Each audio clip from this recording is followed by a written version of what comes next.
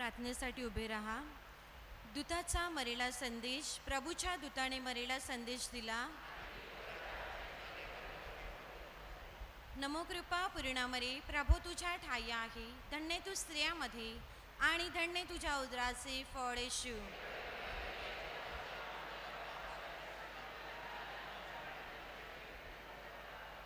पहा मी प्रभूची दासी आहे. नमो कृपा पूर्ण मरे, प्रभू तुझ्या ठाई आहे. धन्य तू स्त्रियामध्ये आणि धन्य तुझ्या उदराचे फळ येशू.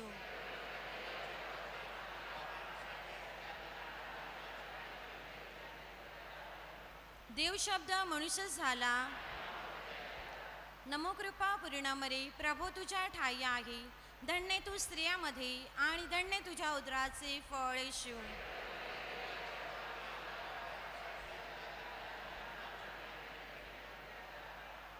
ख्रिस्ताने दिलेल्या वचनास आम्ही पात्र व्हावे म्हणून आपण प्रार्थना करूया. हे प्रभो, आम्ही तुला विनंती करतो की आमच्या अंतःकरणात तुझ्या कृपेचा वर्षाव कर. तुझा पुत्र ख्रिस्त ह्याचे ध्येयधरण आम्हाला दूताच्या संदेशाद्वारे प्रगट करण्यात आले. त्याच्या दुःख सहनाच्या क्रूसाच्या द्वारे आम्हाला पुनरुत्थानाचे वैभव मिळू दे. ही प्रार्थना आणि आमच्या प्रभू येशू ख्रिस्ताद्वारे करतो.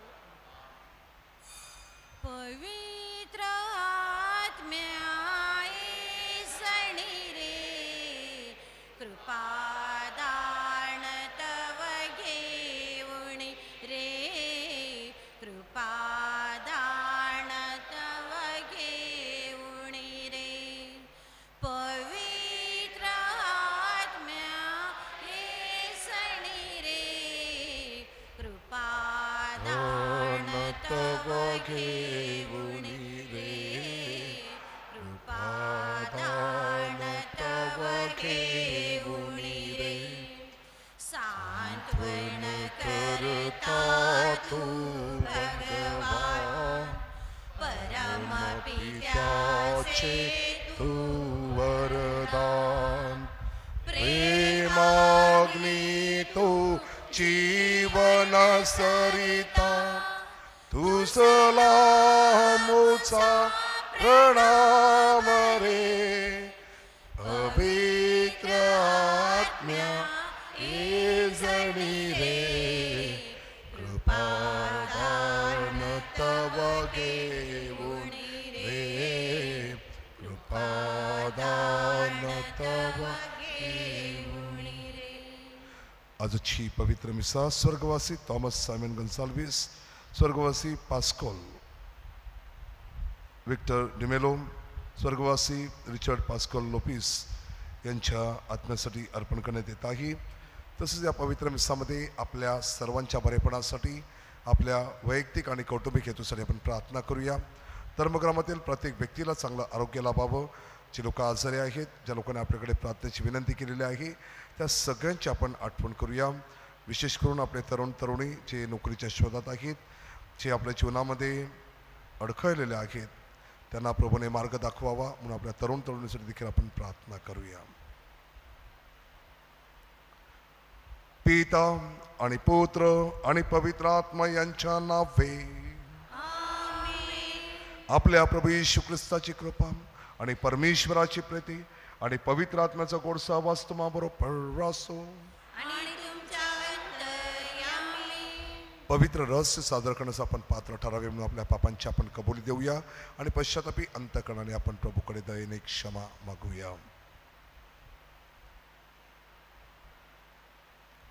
सर्व शक्तिमान परमेश्वरासह व तुम्हा बंधू भगिनीसह मी कबूल करतो की कल्पना आणि शब्दाने, कृत्याने व हैगईने मी फार पापे केली आहे. माझा अपराध, माझा फार मोठा अपराध. म्हणून नित्य कुमारी पवित्र मरियम, सर्व देवदूत व सर्व संत यांना व तुम्हा बंधू भगिनींना मी विनंती करतो की माझ्यासाठी आपल्या प्रभू परमेश्वराजवळ प्रार्थना करा. सर्व समर्थ परमेश्वर आम्हावर दया करो व आमच्या पापांची क्षमा करून आम्हाला सार्वकालिक जीवनाकडे नेवो. प्रभू करली आम्हावरी दया करी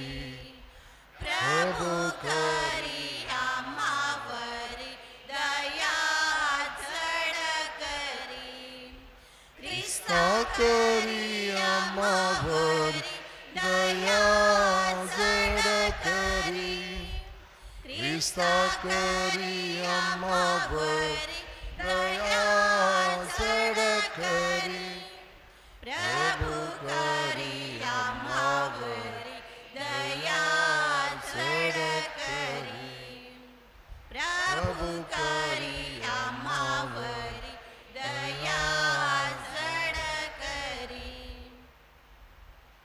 आपण प्रार्थना करूया.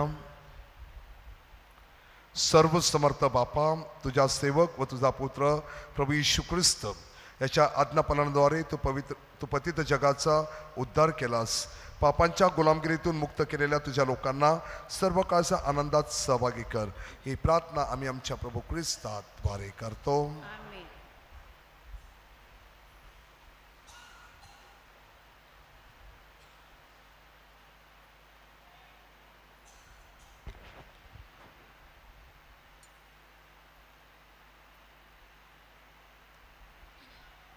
उत्पत्तीच्या पुस्तकातून घेतलेले वाचन. याकोब रात्रीचाच उठून आपल्या 2 बायका, 2 दासी आणि आपली 11 मुले यास घेऊन यब्बोक नदीच्या उताराने पार गेला.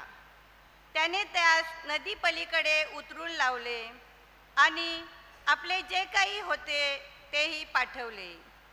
याकोब मागे राहिला तेव्हा कोणी पुरुषाने त्याच्याशी पहाट होईपर्यंत झोंबी घेतली.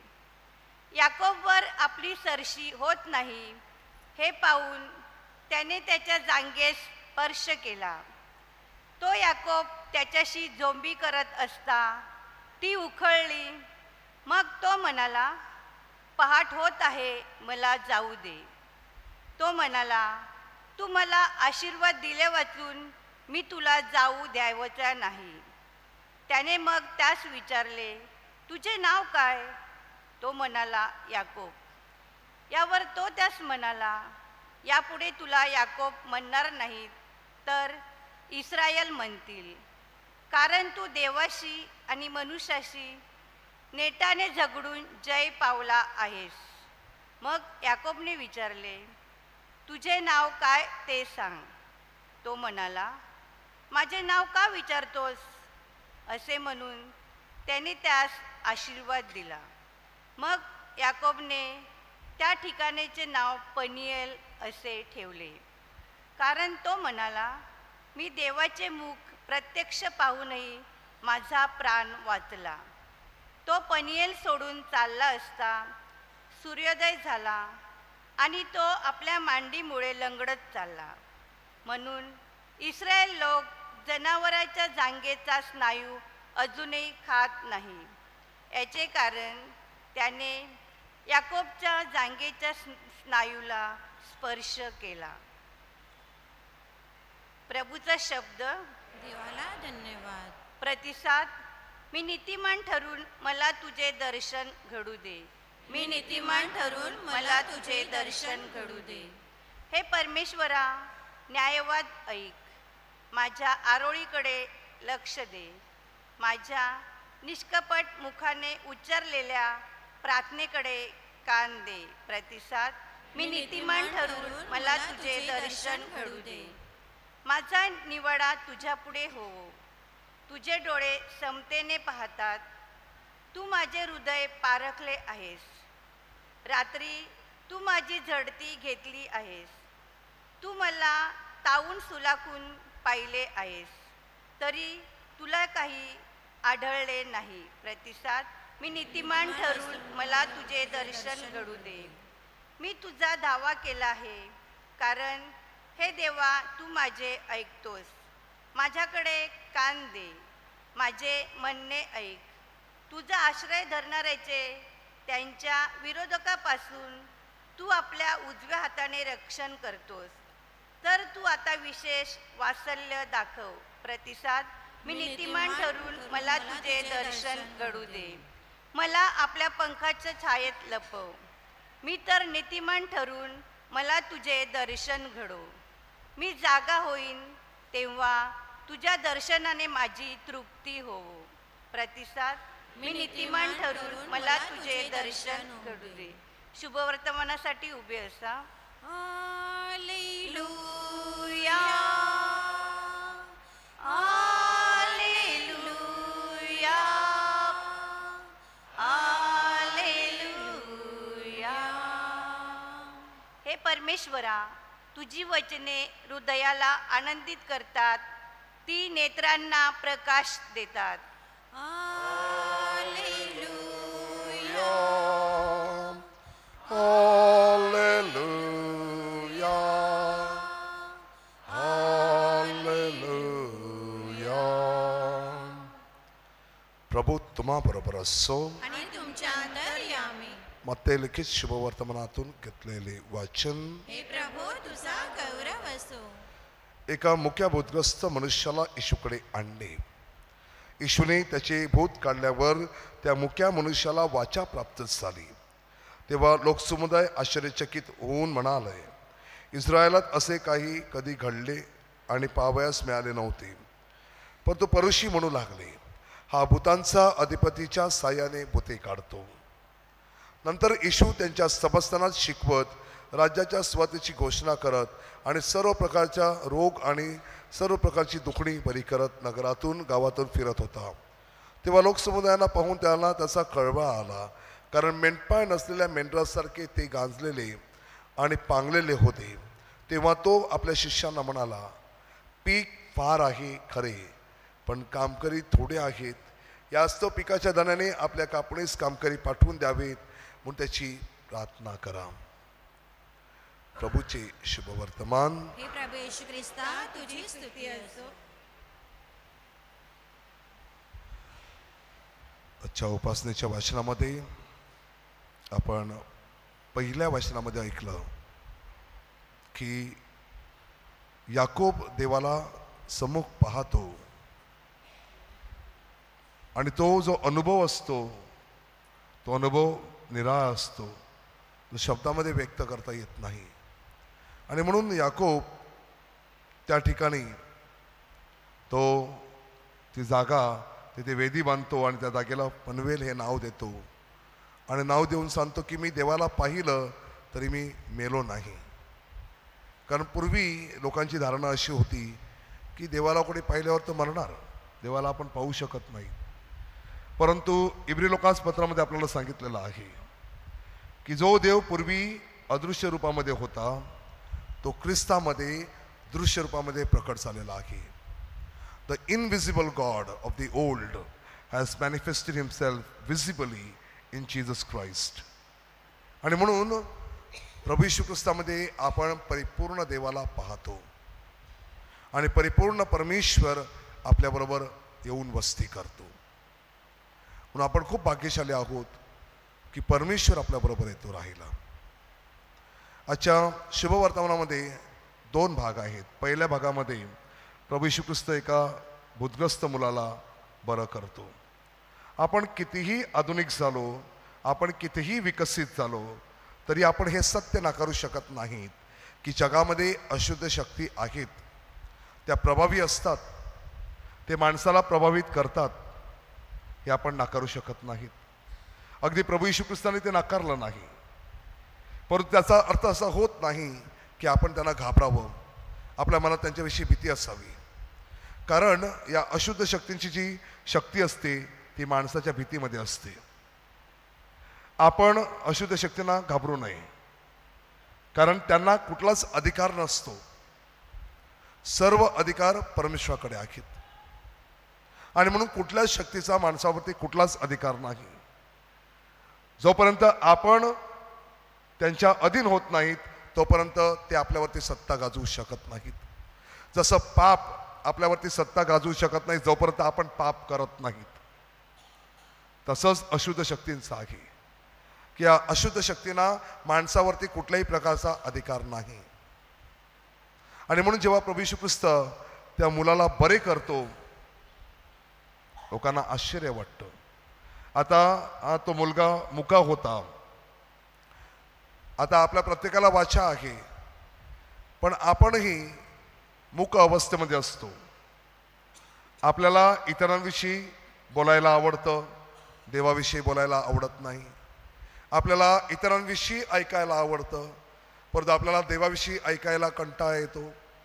आपल्याला दुसऱ्यांना पाहायला आवडतं, दुसऱ्यांविषयी ऐकायला आवडतं, पण देवाला पाहायला, देवाबरोबर वेळ घालवायला आवडत नाही.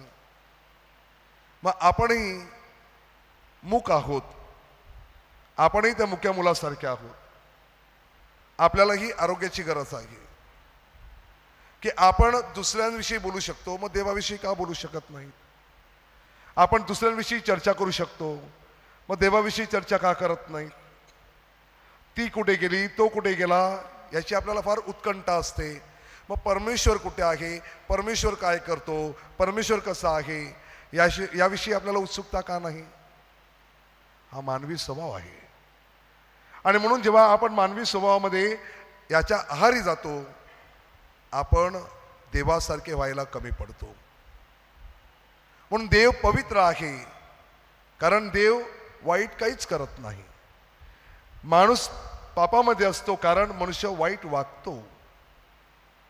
म्हणून सर्वस्वी हा निर्णय आपला आहे की आपण देवासारखं व्हायचं की मानवासारखंच राहायचं.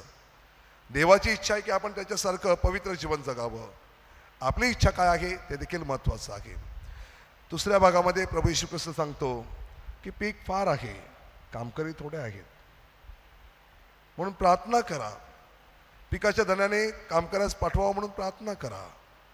आपण सगळे देवाचे कामकरी आहोत. देवाने त्याच्या या मयामध्ये आपल्या सगळ्यांना पाठवलेला आहे. ज्याचा बाप्तिस्मा झाला आहे त्या प्रत्येक व्यक्तीला परमेश्वराने पाठवलेला आहे. पण प्रश्न असा आहे की आपण आपल्या कार्याशी प्रामाणिक आहोत का?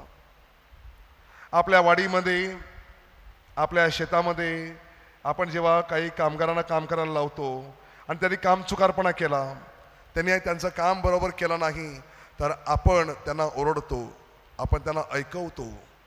मग देवाच्या मयामध्ये आपल्याला निवडलेलं असताना आपण देवाशी प्रामाणिक नाहीत, आपण देवाच्या मयामध्ये प्रामाणिकपणे काम करत नाहीत, आपण कामचुकारपणा करतो, आपण श्रद्धेमध्ये वाढण्यासाठी मागे पुढे करतो. मग परमेश्वराने आपल्याला का ओरडू नये? पण शेवटी तो परमेश्वर आहे, तो दयाळू आहे, तो समजून घेतो. आपण परमेश्वर नाहीत, म्हणून आपण असमंजसपणाने वागतो. म्हणून आपल्या हाताखाली काम करणाऱ्या माणसांना आपण ओरडतो. पण परमेश्वर आपल्याला ओरडत नाही. परमेश्वर आपल्याला समजून घेतो. आपली दुर्बलता परमेश्वर ओळखतो, म्हणून परमेश्वर क्षमा करतो. पण आपण दुसऱ्यांना क्षमा करायला आपल्याला कठीण जातं, जड जातं. म्हणून परमेश्वर आज आपल्याला विचारत आहे की मी तुला निवडलेला आहे, तुझा प्रतिसाद काय आहे? मी तुला बोलावलेला आहे, तुझा प्रतिसाद काय आहे? काम भरपूर आहे, पीक फार आहे, मजुरी सारखीच असणार आहे. कदाचित आपण जिथे नोकरी करतो त्या प्रत्येकाला कमी जास्त पगार असेल, पण देवाच्या मयामध्ये काम करणाऱ्याला एकच मजुरी असते, आशीर्वाद आणि कृपा. ती सगळ्यांना सारखी असते. मग कोणी एक दिवस काम केलं, कोणी 2 दिवस केलं, तरी त्यांना आशीर्वाद आणि कृपाच मिळणार. जगामध्ये व्यवहार चालतो, परमेश्वर व्यवहार नाही करत. परमेश्वर प्रेम करतो, परमेश्वर दया दाखवतो. जग व्यवहार करतं, जग सगळं पैशामध्ये मोजतं, परमेश्वर पैशात काहीच मोजत नाही. चिंतन करूया आणि देवाला सांगूया की आम्ही तुझ्यासारखं प्रामाणिक व्हावं, आम्ही तुझा शब्द ऐकावा, तुझ्याविषयी आम्ही बोलावं, तुझ्याविषयी आम्ही जाणून घ्यावं. म्हणून आम्हाला कृपा व आशीर्वाद दे. आमेन. तुझाच प्रभू मी तुझा, जीवनभर मी तुझा. तुझाच प्रभू मी तुझा, जीवनभर मी तुझा. तू माझे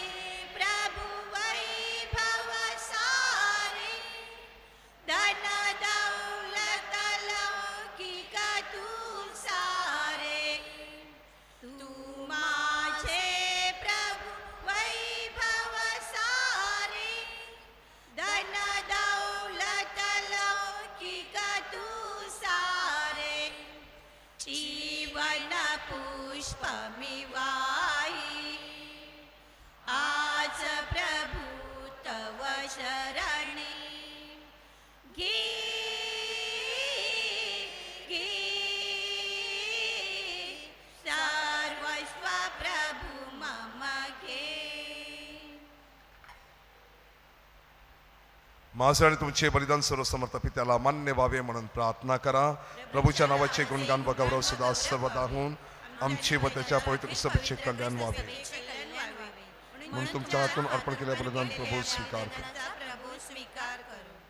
प्रभू तुझ्या नावाच्या गौरवार्थ आम्ही हे दान तुला अर्पण करीत आहोत. या दानामुळे आम्हाला शुद्ध कर आणि दिवसेंदिवस आम्हाला सार्वकालिक जीवनाचा जवळ जाण्यास सहाय्य कर. ही प्रार्थना आम्ही आमच्या प्रभू येशूच्या नावाने करतो. प्रभू तुम्हा बरोबर असो. तुमचे अंतकरण प्रभूकडे लावा. प्रभू आमचा परमेश्वराचे आभार मानूया. प्रभू पवित्र पित्या सर्वसमर्थ शाश्वत परमेश्वरा, आम्ही तुझे नित्य व सर्वत्र आभार मानावेत योग्य व तारणदायक आहे. ते आमचे कर्तव्य आहे. कारण प्रेमभावनेमुळे तू मानवाला उत्पन्न केलेस, परंतु न्यायभावनेमुळे जेव्हा तो शिक्षेस पात्र ठरला तेव्हा दयाभावनेमुळे आमच्या प्रभू येशू ख्रिस्ताद्वारे तू त्याचे तारण केलेस. ख्रिस्ताद्वारे तू तुझ्या वैभवाचे गुणगान गातात. सर्व सत्ता तुझ्यासमोर नतमस्तक होतात. सर्वाधिक सत्ता तुझ्यासमोर भयकंपित होतात. स्वर्गातील शक्ती आणि सर्व पवित्र सराफीम मोठ्या आनंदाने तुझी आराधना करतात. त्यांच्या गोड सुरात आमचे मधुर सूर मिसळून आम्ही तुझे अखंड गुणगान गातो. पावन पावन हे शक्तिशाली तू प्रभुवरा. तुझा गौरवे अखंड भरली पुनीत झाली स्वर्गदरा. जय जय जय जय जयकार करा प्रभूचा. यशोगीत गाना भांतरा परमईशाच्या पावन नावे एक धन्य तो जनांतरा. जय जय जय जय जय जयकार करा प्रभूचा. यशोगीत गाना भांतरा पावन पावन पावन तम हे शक्तिशाली तू प्रभुवरा. प्रभू तू खरोखर पवित्र आहेस. सर्व पावित्र्याचा तू उगम आहेस. ही दाने आमच्यासाठी आमच्या प्रभू येशू ख्रिस्ताची शरीर आणि रक्त व्हावेत म्हणून तू त्यांच्यावर दवर्षवणे तुझा पवित्र आत्मा पाठव. जेव्हा प्रभू येशूचा विश्वासघात करण्यात आला आणि तो स्वेच्छेने दुःख भोगाला सामोरे गेला, तेव्हा त्याने आपल्या हातात भाकर घेतली, आभार मानून ती मोडली, ती आपल्या शिष्यांना दिली आणि म्हटली, तुम्ही सर्वजण ही घ्या आणि खा, कारण हे माझे शरीर आहे, हे तुमच्यासाठी अर्पिले जाईल.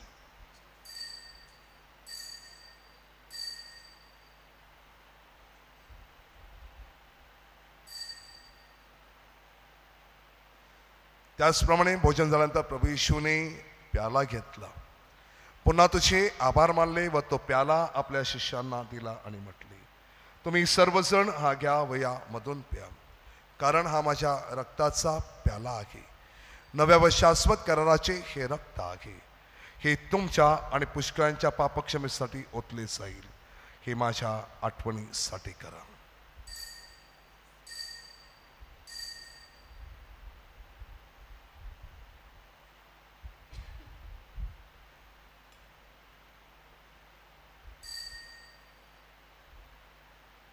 श्रद्धेचे रहस्य हे प्रभू तू पुन्हा येईपर्यंत आम्ही तुझ्या मृत्यूची घोषणा करीतो आणि तुझे पुनरुत्थान जाहीर करतो.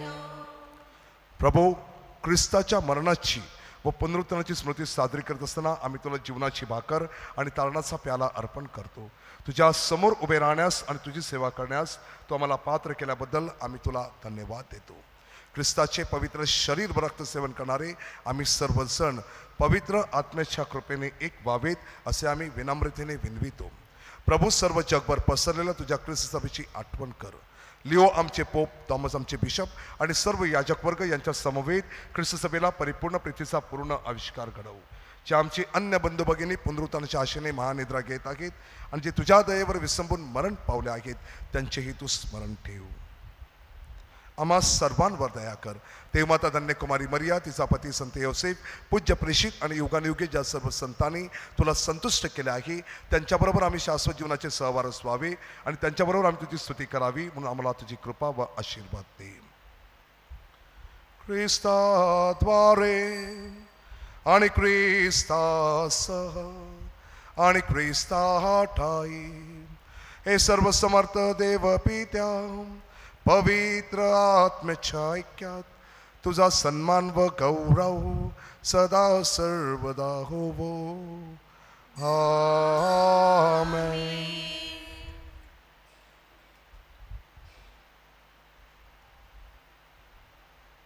तारणारीची आज्ञा आणि ईश्वरी शिकवणी आणि प्रेरित होऊन आपण धैर्यपूर्वक म्हणूया. आमच्या स्वर्गातील बापा, तुझे नाव पवित्र मानले जाओ. तुझे राज्य आम्हामध्ये येऊ. तसे स्वर्गात तसे पृथ्वीवर तुझ्या इच्छेप्रमाणे हो. आमची दररोजची भाकर आज आम्हाला दे आणि जशी आम्ही आमच्या अपराध करण्याला क्षमा करतो तशी तू आमच्या अपराधांची क्षमा कर आणि आम्हाला मोहाप्रसंगी पडू देऊ नकोस, पण वाईटापासून आम्हाला सोडव. प्रभू, सर्व प्रकारच्या वाईटापासून आम्हाला सोडव असे आम्ही विनवितो. या जीवनात आम्हाला कृपापूर्वक शांती दे, म्हणजे दिव्य आशेची आणि आमचा तारणारा प्रभू येशू ख्रिस्त याच्या पुन्हा येण्याची व शाश्वत जीवनाची आशेने वाट पाहत असता आम्ही तुझ्या दयेच्या साह्याने सर्व पापांपासून दूर राहावे व सर्व चिंता विवेचनेपासून सुरक्षित असावेत. कारण राज्य, अधिकार, गौरव सदा सर्वदा तुझाच आहे. प्रभू येशू ख्रिस्त, तू आपल्या प्रेषितांना म्हणालास, मी तुम्हाला शांती देऊन ठेवतो, मी माझी शांती तुम्हाला देतो. म्हणून आमच्या पापांकडे पाहू नकोस, तर तुझ्या ख्रिस्त सभेच्या श्रद्धेकडे पहा आणि तिला तुझ्या इच्छेनुसार शांती व ऐक्य देण्याची कृपा कर. तो नित्यजीवी असून सदा सर्वदा राज्य करतोस. आमेन. प्रभूची शांती तुम्हाबरोबर सदा सर्वदा असो. आणि तुमच्या अंतर्यामी. आपण एकमेकांना शांतीवंदन करूया. जगाची पापे दूर करणाऱ्या परमेश्वराच्या कोकरा, तू आम्हावर दया कर. जगाची पापे दूर करणाऱ्या परमेश्वराच्या कोकरा, तू आम्हावर दया कर. जगाची पापे दूर करणाऱ्या परमेश्वराच्या कोकरा, तू आम्हाला शांती दे.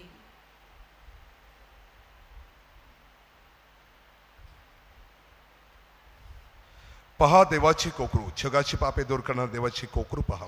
या कोकराच्या भोजनास बोलविण्यात आलेले आपण सर्वजण धन्य. प्रभो, तू माझ्या छताखाली यावे जितकी माझी योग्यता नाही, परंतु एक शब्द मात्र बोल म्हणजे माझा आत्मा बरा होईल. माझा आत्मा बरा होईल. ख्रिस्ताचे पवित्र शरीर पवित्र सध्याच्या भोजनात म्हणजे संरक्षण बनव.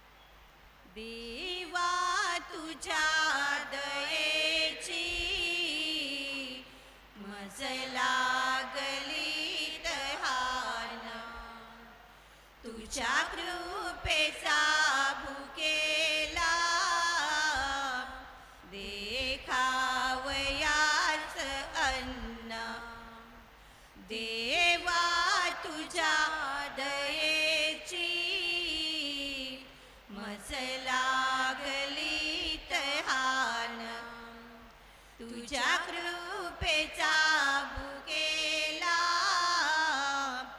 देखावयास अन्न प्रभू तुझा मेंढपाळ माझा करी सांभाळ प्रभू तुझा मेंढपाळ माझा करी सांभाळ विश्वासू ओढ्या मजला दे विश्वासाचे दान विश्वासू ओढ्या मजला दे विश्वासाचे दान देवा तुझ्या दयेची मज लागली तहान तुझ्या कृपेचा भुकेला देखावयास अन्न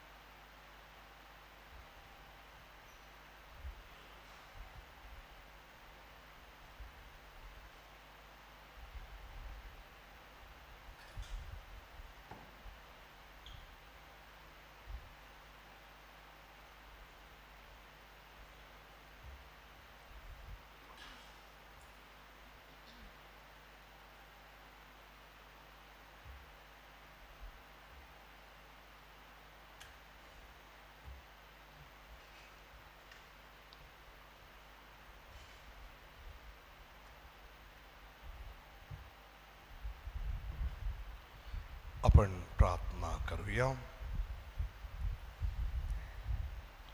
प्रभो, या ख्रिस्त शरीराद्वारे तू आम्हाला परिपूर्ण जीवन व मुक्तीचे दान देतोस. या तुझ्या उपकारांचे विस्मरण आम्हाला कधीही होऊ देऊ नकोस. ही प्रार्थना आम्ही आमच्या प्रभू ख्रिस्ताद्वारे करतो. पवित्र आत्म्याच्या नवीनाची प्रार्थना. पवित्र आत्म्या, आमच्या देवळाचा तू कैवारी, आमच्या धर्मग्रामाचा तू आश्रयदाता, तुझ्या कृपेचा वर्षाव आम्हावर सदा होवो. या नवीनाच्या भक्तीमध्ये आम्ही सर्वजण तुझ्या आश्रयाचा दावा करतो. हे पावनकारी आत्म्या, ज्याप्रमाणे तू प्रेषितांवर अवतरला त्याचप्रमाणे तू आम्हावरही ये. स्वार्था अंगी बांधण्यास व ती पसरविण्यास जी प्रेरणा तू प्रेषितांना दिलीस तीच प्रेरणा तू आम्हालाही दे. पवित्र आत्म्या, आमच्या धर्मग्रामावर तू नव्याने उतर. हा धर्मग्राम कृपेच्या फुलांनी सजव. जे पवित्र जीवन जगू इच्छितात त्यांना शिखर गाठण्यास प्रेरणा दे. जे उदासीन आहेत त्यांना दडपण्यासाठी हिंमत दे. येशूने शिकविलेल्या गोष्टीविषयी आम्हाला समज दे.